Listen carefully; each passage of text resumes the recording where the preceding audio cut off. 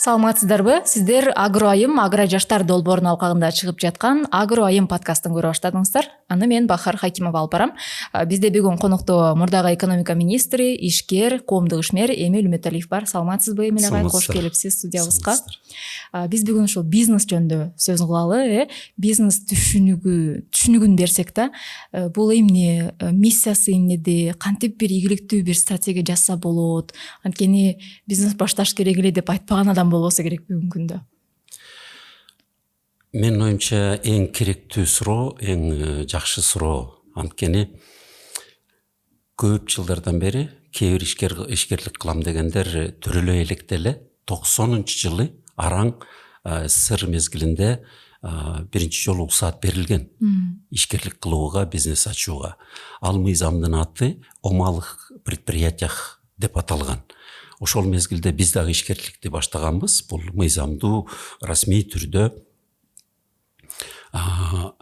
мамлекетке гана эмес, мамлекеттин түзгөн уруксаат берген, мамлекеттин түзгөн гана, мамлекеттин мүлкү болгон гана жерлерде эмес, өзүңдүн тобокелиңе, мойнуңа илип, өзүңдүн каражатың менен, чектелген каражат менен кандайдыр бир иш оюңду кардарларга, клиенттерге арноо аракет. Бирок ошондон бери 33 жыл өткөнүнө карабастан элибизде көп жаңылыштыктар бар.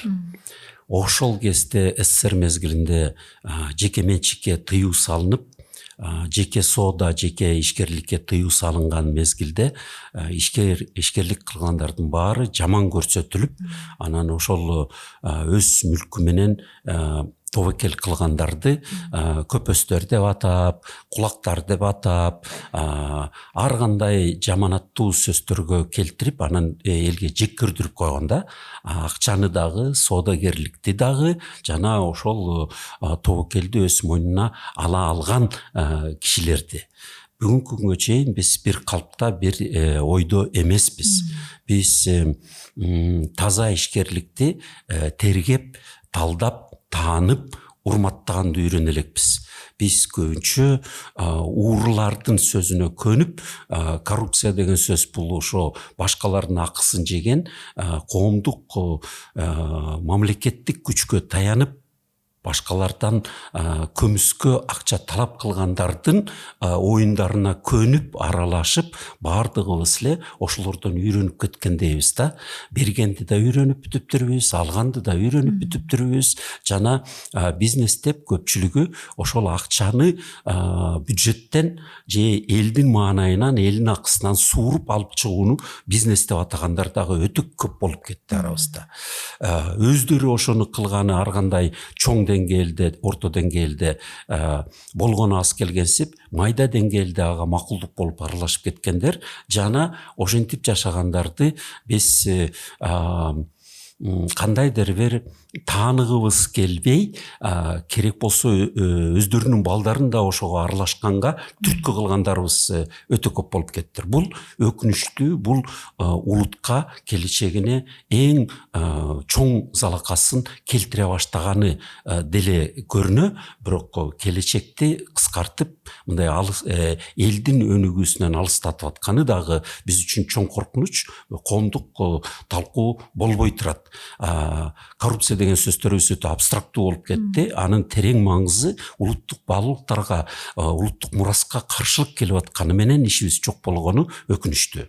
Ошон үчүн сиздин сурооңузга чоң рахмат. Менин оюмда бизнес деген бул биринчиден кардардын, клиенттин, кишилердин, адамдардын, керек болсо адамзаттын мажбурлугун, талабын түшүнүп, таанып билүү. Башкалар көрө элек мукташтыгынын тамырын, керек болсо биринчи гана тамырын эмес, натыйжасындагы таанылган тамырын эмес, 7-чи катардагы ылдыйкы натыйжасы эмес, натыйжасы, ар бир натыйжанын тамыры болот. Ал да тамыр бир натыйжа болуп калат да, анын да тамыры болушу мүмкүн. Ошентип 7-чи деңгээлдеги тамырын таба билгендер ошолор кардардын мукташтыгына керектүү, талабына керектүү нерсени таба алышы мүмкүн. Анан эгерде ошол тапкан нерсесине өзүнүн жаратмандыгын сунуштай алса, ошол жаратмандыгынын негизинде ишеничке ээ болуп, клиенттердин, кишилердин, адамдардын, адамзаттын керек болсо ишеничине ээ болуп, анан ошол кимдин мукташтыгы, талабы чечилсе, ошолор өз ыктыяры менен акчасын төлөп, анан чечилип аткан мукташтыгына жараша продуктун алгысы келсе, мына ошол нерсе бизнес. Бүгүнкү күндө мүмкүнчүлүк абдан көп да. Технология өнүгүп атат, интернеттин күчү бар, мисалы. Ошол тенденцияларды, жаңычылдыктарды бизнешкерлер канчалык кармап калып атышат? Мисалы, өзгөрдүбү бир аз, мисалы, сиз айткан ошол түшүнүктөр? Биз эгерде калыс болгубуз келсе, биз анда кайсы жерден туруп ченегибиз келет, тааныгыбыз келет, ошону такташыбыз керек да. Көпчүлүк учурда биз өзүбүздүн сезимибизди башка бирөөгө таңууламай адатыбыз бар. Мен эшиктен кирип келдим. Эшик азыр жылуу же салкындап келатабы кечки саат 6-да? Пикирибиз ар кандай болуп кетиши мүмкүн. Кээ бирөө мен үчүн салкын дейт, мен үчүн жылуу дегендер болот, мен үчүн дале суук дегендер болот. Ошону биз бири-бирибизге өзүбүздүн гана оюбузду айтабыз, же болбосо кээде таңуулайбыз, анан урушуп тытышып да кетмейбиз бар. Бул биздин эскиден калган чоң жаңылыштыктарыбыздын бири. Илимге жакын, сабырдуулукка, макулдуулукка, гармонияга мамилелери жакын элдин балдары, Токио болобу, Нью-Йорк, Филадельфия, тиги Лондон, Берлин болобу, алар телефонду алып чыгат дагы, жанагы weather деген, аба ырайы деген аппликейшнду ачышат дагы, анан эшикте аба ырайы азыр 12 градус by Celsius дейт. 12 градус. Анан 12 градуста мен демейде көп üşүбөйм, бирок бул өтө ысык деп айтыш мүмкүн эмес дейт. А сиз үчүн кандай дейт? А сиз үчүн кандай? Якуттарга бул аябай ысык. А бирок Дубайдан келгендерге бул суук эле деп макул болушубуз мүмкүн. Ошентип жанагы биз ар бир нерсени караганда, бул ишкерлерге деле кеңеш катары болуп кете берет мүмкүн. Биз ар бир нерсеге көз караганда өзүбүздүн сезимибизди эмес, өзүбүздүн оюбузду тааныганыбызды эмес, биз кандайдыр бир сан менен өлчөнгөн так нерсени издешибиз керек. Талашсыз илим негизинде, технологиянын негизинде эсептелген. Мисалы 12 градус деп айтып атабыз. Анда биздин ишкерлик жөнүндө ошондой тагыраак эмне болушу мүмкүн? Бул биринчиден мурдакы жылдар, 10 жыл, 20 жыл мурда биздин чөйрөдө ошол бизнестер канчалык өзүнө жаңылыкты кымтып алды эле. Көз көрүнө биздин арабызда жаңыча окуган жаштар адамзаттын жаңы технологияларын артта калгысы келбей, таанып, ошону иш жүзүндө мынау микрофонго окшотуп, тети камерага окшотуп, колубуздагы сааттарга окшотуп, жаңы илимдин, жаңы ыкмаларын иш пайдасына, өздөрүнүн клиенттеринин пайдасына сунуштаганды үйрөнүп келатышат. Бул биздин өскөн артыкчылыгыбыз. Дагы биз эгерде калыс болобуз десек, анда айылына чөйрөбүз менен салыштырсак болот. Тегерегибиздеги тажиктер, түркмендер, афгандар, уйгурлар, казактар, орустар, биз кичинекей калк болсок дагы 90-чы жылдары ээ болгон эркиндигибизге жараша көп жетишкендиктерибиз бар экен. Ал жерлерде бийликтегилер гана байып, өздөрүнө гана мүмкүнчүлүктөрдү жакшыртып, бирок ылдыйтан өскөндөрдүн мүмкүнчүлүктөрү чектелип калган үчүн алардан ылдыйтан өскөн чакан бизнестер дале аз. Канчалык кээ бир жерлеринен алдыга кетип атышат, бирок бүт элине эркиндик, мүмкүнчүлүк ачып бербегендиктен эл арасынан суурулуп чыккандардын бизнестери аз болуп атат. Бизде болсо, ал статистика менен далилденет. Бизде болсо ошондой индивидуалдык ишкерлер, патент менен иштегендер, чакан бизнести ачып чакан бизнеске аралашкандар, өзгөчө жаңыча бизнестерди, технологиялык, IT технологиялык бизнестерди ачкандар, анан дагы кошумча эң керектүү сан айымдардын арасынан, кыздардын арасынан жана айылдардан келип ачып аткандар, өздөрүнчө өзүн багып ишкерлик кылып аткандардын саны биздики Мен өзім изилдеп дәлдеген нерсени айтып атам. Биздики сөзсүз түрдө алардыкынан көп, кошуналарыбыздыкынан кээде bir топ эсе көп, кээде 2 эсе, кээде 5 эсе, кээде 10 эсе көп болуп атат. Алардын чоң газ, нефттен ылдый түшкөн, олигархтардан ылдый түшкөн бизнестери биздикинен көп. А бирок ылдыйтан өсүп, чоңоюп, ылдыйтан кишилердин, жаштардын, айылдыктардын, айымдардын мүмкүнчүлүктөрүн ачып берген ишкерлик бизде көбүрөөк. Бул биздин артыкчылыгыбыз, биздин мүмкүнчүлүгүбүз. Агай, аялдар жөнүндө сөз кылып кеттик. Бул подкасттын максаты да ошол, аялдар үчүн бир мүмкүнчүлүктөрдү сунуштап айтып берүү да. Мисалы, айтып кеттиңиз, бүгүнкү күндө башка мамлекеттерге салыштырмалуу, коңшу мамлекеттерге салыштырмалуу биздин ушул өсүп чыгып келаткан мүмкүнчүлүктөр, иш кылып аткан неме көбүрөөк деп атабыз, көрсөткүч көбүрөөк деп атпайсызбы? Бүгүнкү күндө аялдар үчүн ушул өзгөчө айыл агро тарамагында кандай мүмкүнчүлүктөр бар? Не иш кылса болот Кыргызстандын ичинде? Ошол үйүндө отуруп эле, мисалы, айылында туруп эле не иш кылса болот? Менин эки оюмду азырынча бөлүшө турайын. Биринчиси, кээ бир өңөргө жакпай калышы мүмкүн. Мен жаш кезимде эле жаштар үчүн жана аялдар үчүн деген сөзгө алданбашыбыз керексизди түшүнгөм. Анткени эгерде баардыгына керектүү эркиндикти коргосок, анда айылдыктардын да эркиндиги корголот, аялдардын да эркиндиги корголот, жаштардын да эркиндиги корголот. Баардыгына тиешелүү эркиндикти коргош керек. Ошондо ар бирөөнө таандык мүмкүнчүлүктөр кеңейет. Мисал келтирейинчи. Бул аялдардын мүмкүнчүлүгүнө тиешелүү. Калифорнияга барганда менин тегерегимде намаз окуган кишилер көп эле. Таң калышты. Көчөлөрдөн чоң жакшынакай бай үйлөрдүн арасынан, кымбат машинелердин арасынан эликтер жүрөт. Адамдан коркпой эле, адамдын бутунан мынтип чалышып эле жүрүшөт. Анан таң калышат да, бейиш куруп коюшкунго деп. Анткени ал жерде өзүнүн жериндеги жеке мүлктү коргоп берген себебинен ал жерге эң таланттуу ишкерлер келип, ал ишкерлер келип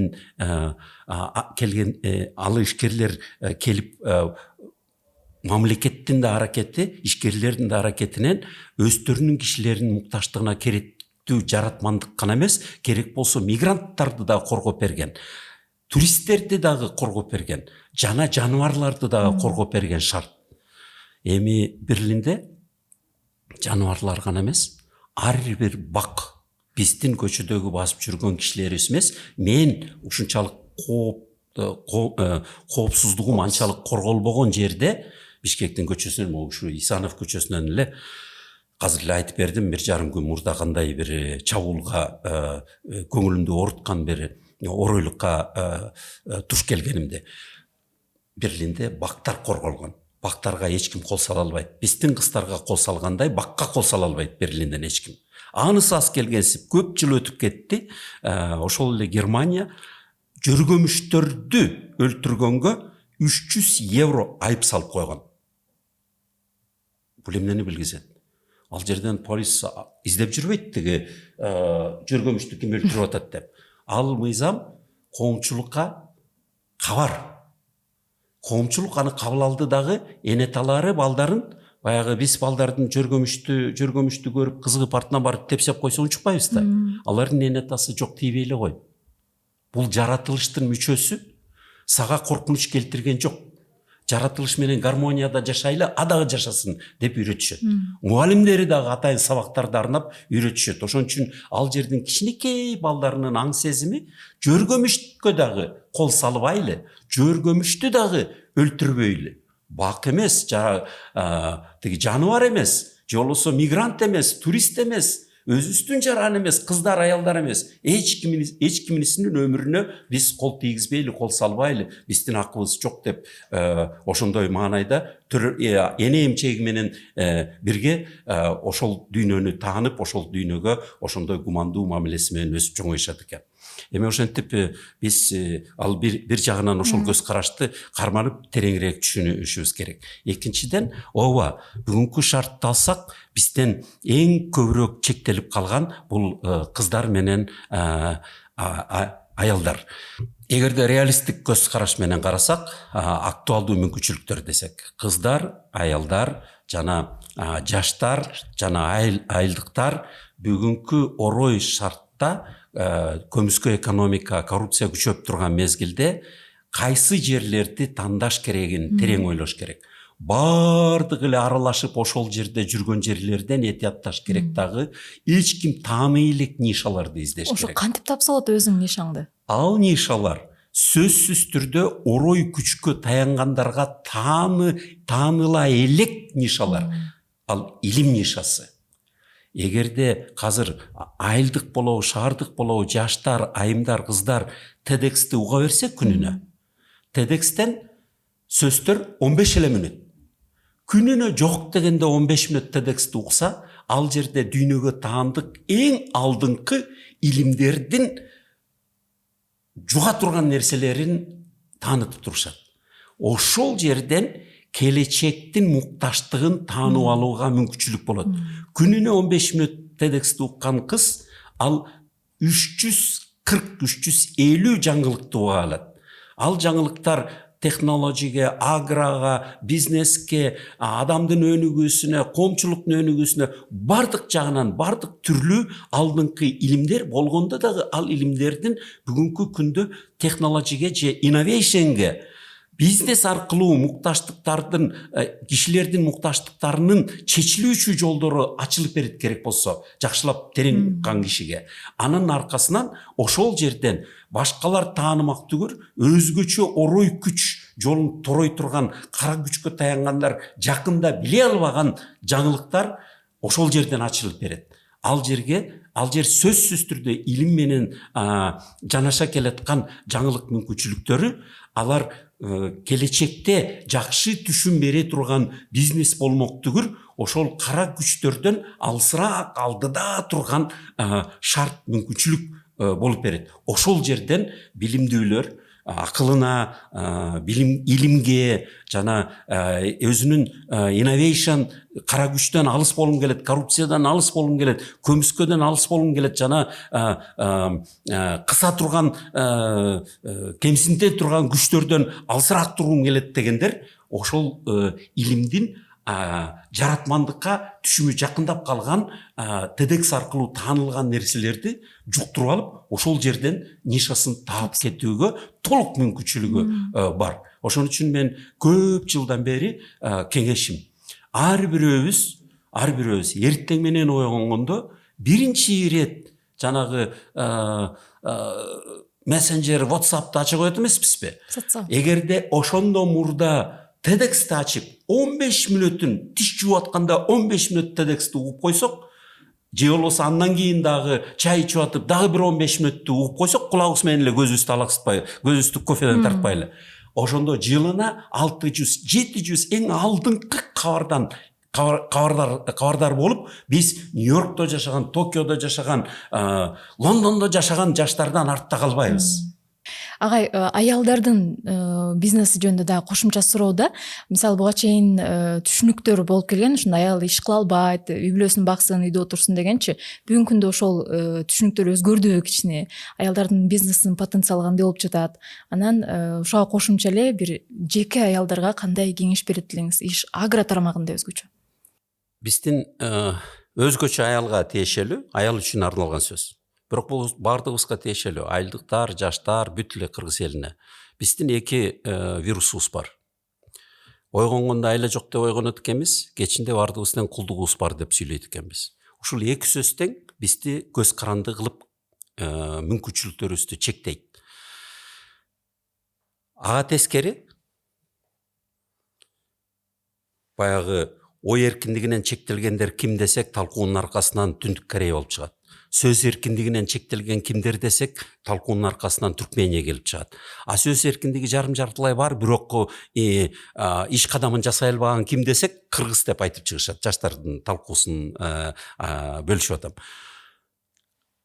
биздин ошо айла жок менен кулдугубуз бар деген сөзгө тескери эркин ойлонгон, эркин жашагандар алар ар бир секунд сайын бир көйгөйдү ойлонуп калса, анын чечүүчү жолдорун издеп туруп, анын сөзсүз түрдө биринчи кадамын жасаганга энергиясын аябайт экен да.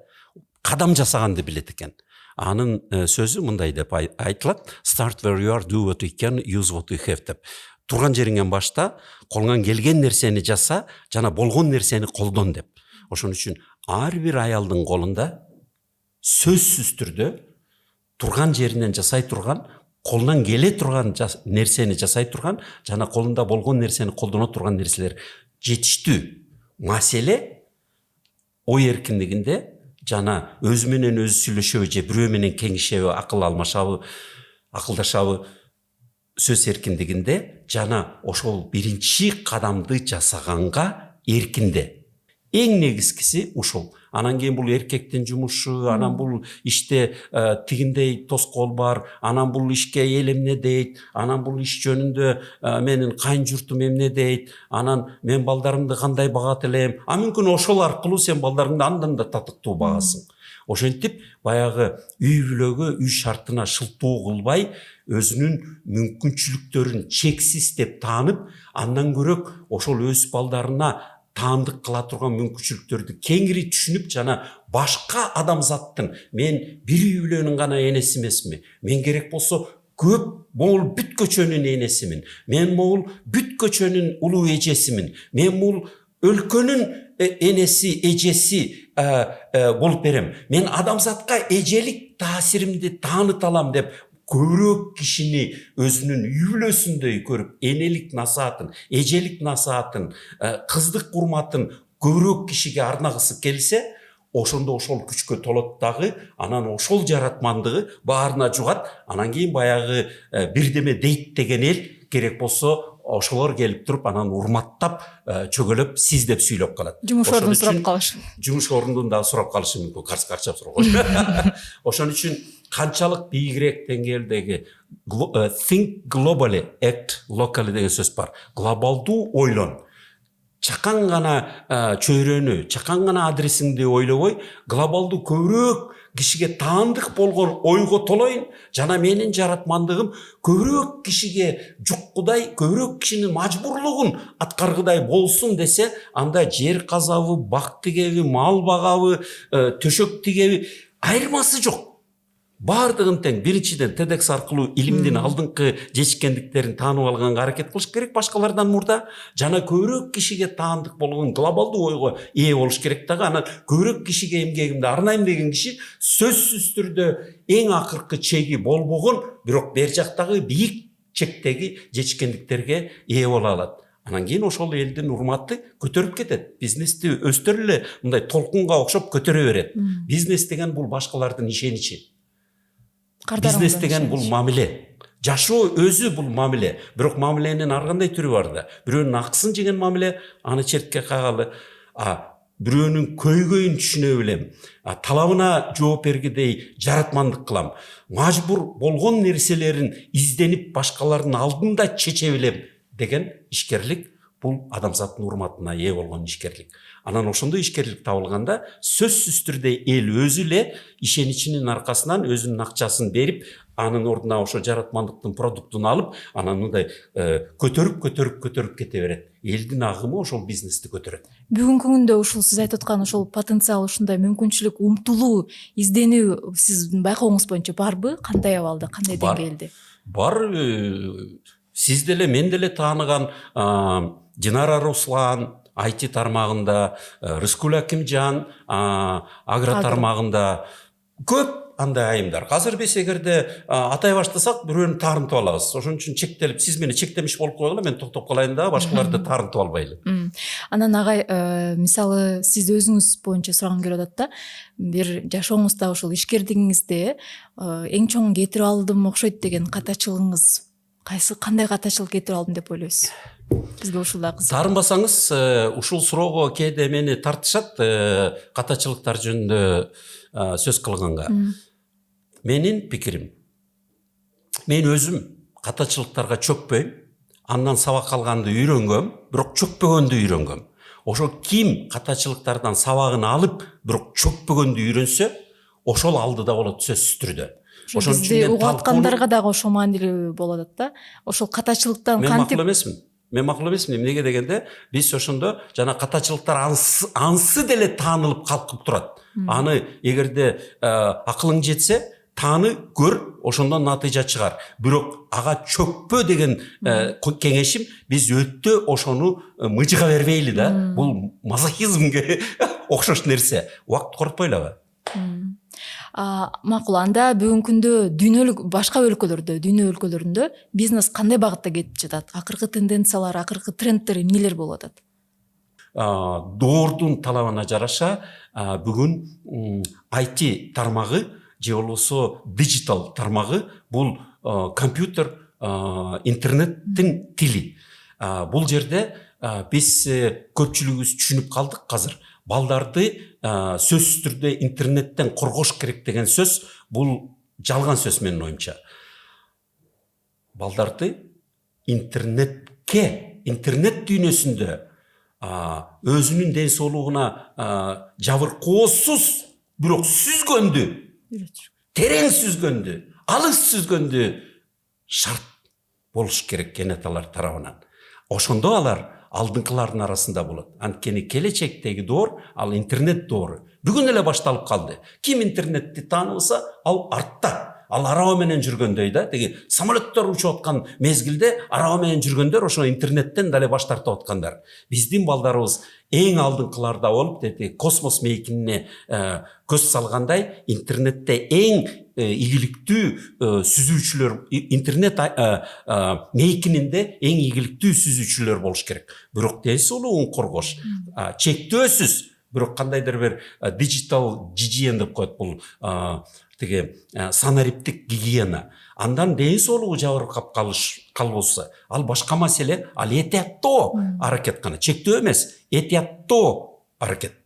Эми жыйынтыктап жатып, башында бизнес деген эмне деп баштадык элек, ошол бизнести баштайм деген адамдар үчүн бир 10 сапат, кандай сапаттарга ээ болуш керек? Эмнелерди кеңеш берет деңиз? 10 десеңер, мен башында айткыча аягын унутуп калдым. 5 макул. Биринчиси, өз тандоосуна ээ болгонго шарт түзүп берүү жана өз тандоосуна ээ болгонду үйрөнгөндөр, алар жанагы баш ийип жоопкерчиликке ээ болгондор кулдардан тескериленип, өз ыктыяры менен тобокелди эсептүү мойнуна ала алгандар. Тобокелчиликти мойнуна ала алгандар. Бирок баш ийип эмес, өз ыктыяры менен баягы тандоонун негизиндеги касиетине таянып. Экинчи эмес. Бул экинчиси. Биринчиси сөзсүз түрдө башка кишилердин талабын жана көйгөйүн жана мукташтыгын тааный билгендер. Эң керектүү адамзатка, улутка жана бардыгыбызга керектүү ошолор. Бул ишкерликтин негизги себептеринин бири. Үчүнчүсү эсепти билүү. Анткени адамзат таксандар менен урушпай, талашпай, таксандар менен өлчөйт экен. Ошо таксандардын эң тагы бул башка сандардын ортосундагы эквивалент болгон сан бул акча. Ошол акчаны эсептеп билиш керек. Бирок уурдалган акчаны дагы өзүнчө эсептеп, же болбосо ошого каршы болуп, элдин ишеничинин аркасынан, жаратмандыктын негизинде ишеничти жаратып анан ошого алмашкан акчаларды эсептегенди билгендер, булар улуттун намысы болуп келет. English бүгүнкү күндө ар бир жер планетасындагы жашаган 7 миллиард жер жашоочуларынын, жер жарандарынын, адамзаттын өкүлү болгон кишилердин илимге, соодага, жаңылыкка умтулган тили бул English тил.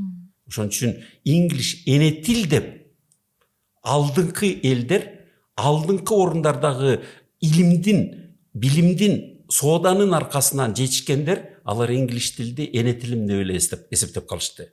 21-кылымдагы жер планетасынын эне тили бул English тил. Үй бүлөнүн ар кандай эрежеси болушу мүмкүн. айылдын өзгөчө башка айылдардан айырмаланган бир эрежелери болушу мүмкүн. Ошондой эле биздин энебиз ар бирөөбүздүкү өзүбүздүкү. Кыргыз тилибиз өзүбүздүкү. Бирок жер планетасынын эне тили бул инглиш тили экенин кыргыз түшүнгөндө сөзсүз түрдө алдыңкылардын катарына кошула алат. Бүгүнкү күндө жаңы кабар чыкты, мен Facebook'тан бөлүштүм. Индияндар Америкадан эң бийик даражадагы жумуш орундарына жана чоң иштерге аралашкандыгынын статистикасы таанылып, белгилүү болуп мынтип аталып калыптыр. Анын бардыгы эмнеден? Анткени Индиян төрөлгөндөн 80% инглишти окуу тили, илим тили кабыл алат дагы бүт дүйнө жүзүнө эмгегин арнайлат экен. 90-жылдан баштап өзүм үчүн чечкен бир эрежелерим болгон. Ошол сөздөрдөн баш тартпай эле кийин жаштардын аудиторияларында бөлүшүп жүрдүм. Азыр деле ошону улантып айтканды туура көрөм.